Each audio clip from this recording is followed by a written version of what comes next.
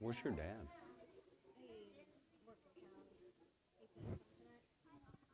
Is he doing that with Jack? Doesn't he have a part in the play tonight? Doesn't he have a part in the play tonight?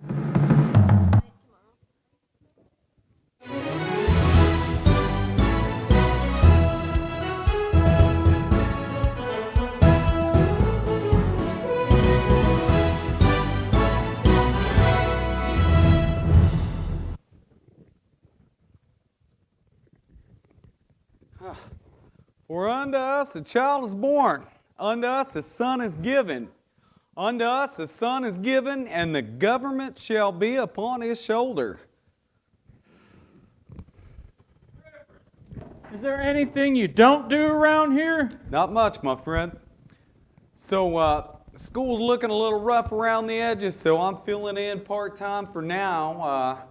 Thought it might be a little bit spiffy to fix it up before the new teacher comes into town. Good idea. Say, by the way, did that rattlesnake ever turn up? Matter of fact, it did. We found it curled up right at the base of that stool. Whoa. Must know. Whoa. Really? Wrapped around the base, huh? Wow, guess I'm going to have to be more careful when I sit down at a table from now on. Yeah, you ought to be. Any progress finding those bandits? Not yet, but I know they're here, Reverend. I can feel it in my bones. I'm glad you feel something. The only thing I feel in my bones is aches and pains right before the storm gets here. Well, I better get back to work. Those bandits aren't going to catch themselves. See you later, Reverend. True story. We'll see you, Marshall.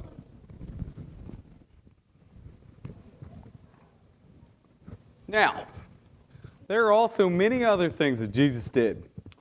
If every one of them were to be written down, I suppose the world itself could not contain all the books that would be written. John chapter 1, 21, verse 25. I'd find you here painting and working on your memory verses. Yeah, I want to get a start early before the sun got too hot. Good idea. I brought you some warm pies. Appreciate it, Miss Vera. So when does the new teacher arrive? Miss Griggs, isn't it? That's right, Winnie Griggs. Actually, she arrived on the train yesterday, all the way from Kentucky. You know, I think the kids are going to love her. Sure hope so. A good teacher's worth her weight in solid gold. I agree. Now if we can just find a sheriff. Yeah, but at least that marshal's meandering around here for now. I just hope he stays through the jamboree. So, have you seen our guests this morning? No, I haven't. I think they were up early as well. I was really hoping maybe I could get a few chores done inside. Of course. Want me to fetch them? Yeah, can you do that? You know what they say, many hands make light work. I'm on my way, Pa. Appreciate it.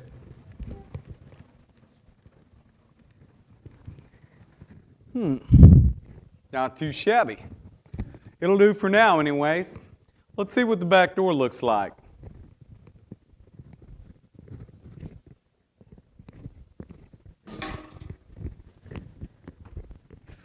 Whew, it's gonna be a hot one. Yeah, man, I sure could use one of them tall glasses of lemonade right about now. Now where could it be? What was that? What'd you say? Did you say something? What? Oh, never, man.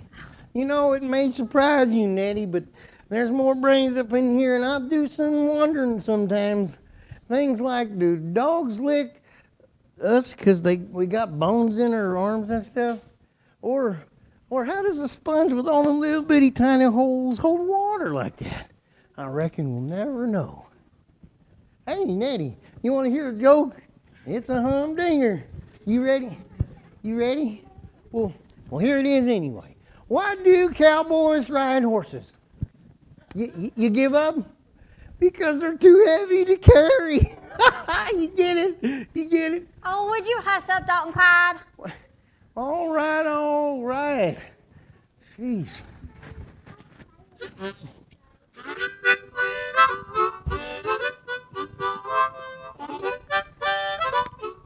Oh, for crying out loud. Can't you see I'm trying to think? What? Dadgum, Natty. Why on earth are we out here anyway in the middle of the desert just walking around aimlessly? I'm sure it ain't for our exercise. No, it ain't. I stashed some tools somewhere around here. I'm just trying to remember where I put them. Wait a second. This kind of looks familiar. It does. Aha! I found them. Found what? So, when did you have time to come all the way out here in the middle of the desert stashing tools? What, you got a crowbar and lock picks. What? And dynamite. Hey, these ain't tools for chores, Natty Zelma. These tools are for thieving. Well, why are you so surprised about that? We're thieves. Remember? Natty Zelma, we can't do this. We shook on it with the Reverend, remember? We made a gentleman's accord. No, we didn't. I interrupted that cockamamie handshake. Remember? So we ain't breaking no oaths, because we didn't make no oaths. You can thank me later. But I don't want to break your Reverend's trust, Nettie. He's been nothing but kind to us. He sees us for more than just worthless criminals. Well, of course he does. He's a reverend. Yeah, but he's also mighty suspicious about us, too. You heard what he said, and here you are proving him right. Oh, I knew you'd be a hard nose about this, which is why you need to let me do all the thinking. Now listen, Dalton Clyde. Everyone's going to be busy during the jamboree, and no one's going to be guarding the Bear Bank because Wonder Junction ain't got no sheriff right now. So, you see, this is a chance of a lifetime, and we can't pass it up. But what about that mean old Marshall feller? Oh, he don't scare me none. Well, kind of scares me. I don't know. Listen, if we pull this off, it can be our last heist. I promise. Then we can retire. Well, Eddie, I wish I could believe in that. Morning, folks. Yes. Having a little disagreement over here? No, sir, not really. Just some, verbal sparring with my sister. That's it. Oh, is that so? Hey, what you got there in that bag? What bag?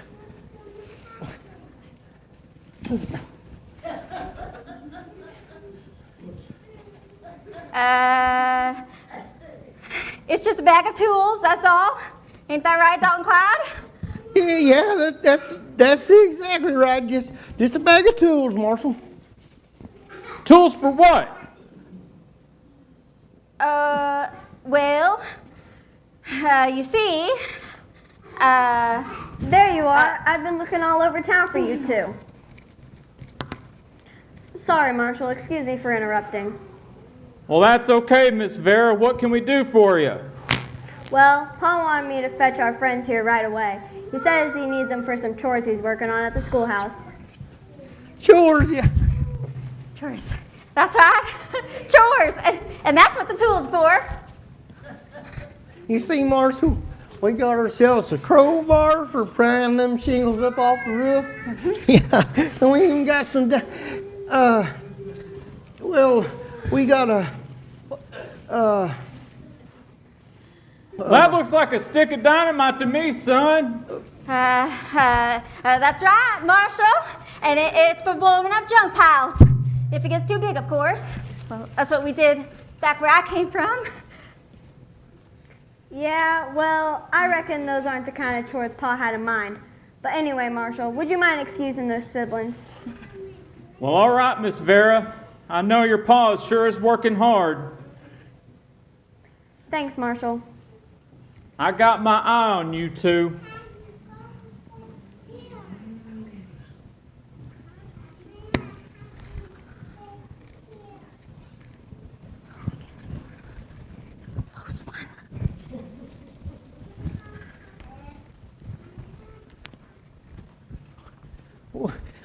Little miss, I tell you, he done squirreled us out of a mighty sticky situation. I don't know what the marshal was gonna do, but sure it seemed like he was we was gonna get busted for something. And would the marshal have had a reason to bust y'all? Were you doing something you shouldn't be doing? No, not exactly. Listen, I don't know y'all very well or what your lives are like outside of Wonder Junction, but I do know when I'm pulled into a situation where I'm tempted to do something that ain't right, I think of Jesus. And because I love him, I want to live for him and do the right things. Well, Jesus, that little boy that we've been talking about. That's right. But of course he didn't stay a boy. He became a preacher of sorts and began an amazing... After all, he's the one who spoke the universe into existence. He wanted everyone to know there was only one true God, a God of love, holiness, and power. Well, I reckon this Jesus being God, he could do some mighty powerful things. Yes, he could. He had power over sickness and disease. He opened the eyes of the blind, healed the sick people who were on death's doorstep, and even brought dead people back to life. He even brought himself back to life. Well, how'd he do that? Some kind of trick or something? No trick, just God's power. He also had power over nature. He spoke to a storm and it stopped. He walked on water and fed more than 5,000 people with just 5 small loaves of bread and 2 fish, with food left over. Wow, that is indeed incredible. But the power I like to talk about most is the power he has to forgive sins. When we disobey and sin, Jesus is the one who can and will forgive us, if we ask him to. Now that's a wonder. Well, it sure is, Miss Vera. Thank you mighty kindly. Well, I suppose we've left Paul waiting long enough, but I hope I've given you two something to think about. Come on, let's get you inside. Yes, ma'am. Lead the way. Oh, I gotta find some way to reel Dalton Clyde back in. All this talk about this is filling his head. Gotta think of something to distract him. Oh, I wish we never met the Reverend.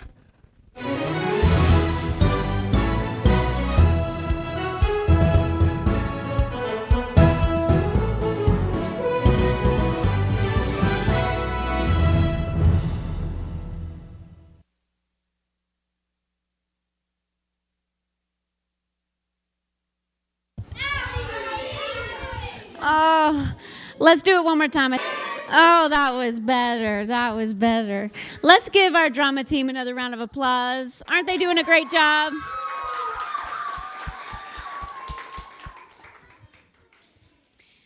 Okay, so we've got some new faces in the audience tonight.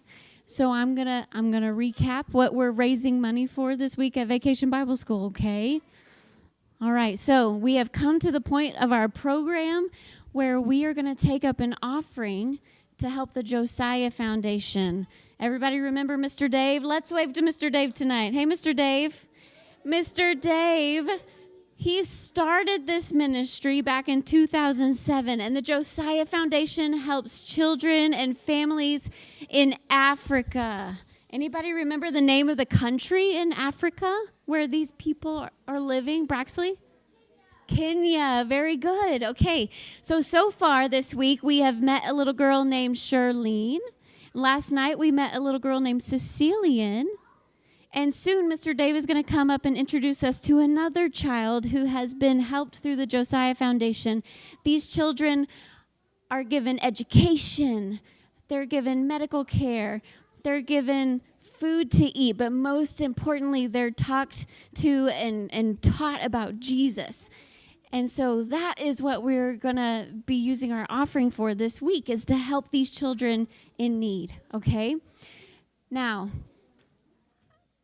I'm going to wait. You just wait and see who's in the lead tonight. We'll see if the girl's caught up or not. I don't know. Let's hear what Mr. Dave has to say first.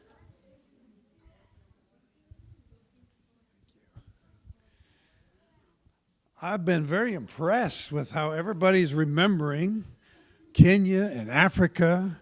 You know, it's a long ways away. When I go there, it usually takes me about 26 hours to get there. It's a long ways away.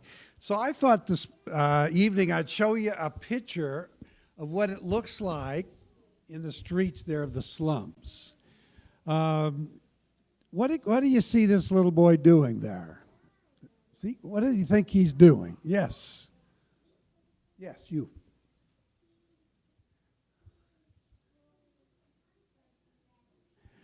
Close. Go ahead. Yes, he's rolling a tire. You know, the kids over there don't have a lot of toys, and they kind of have to make up their own fun. And so sometimes they find an old tire that they can roll around. So it's probably not something that you would see a lot of here. What else do you see in this picture? This is a typical street in the slums. Yes, Brad.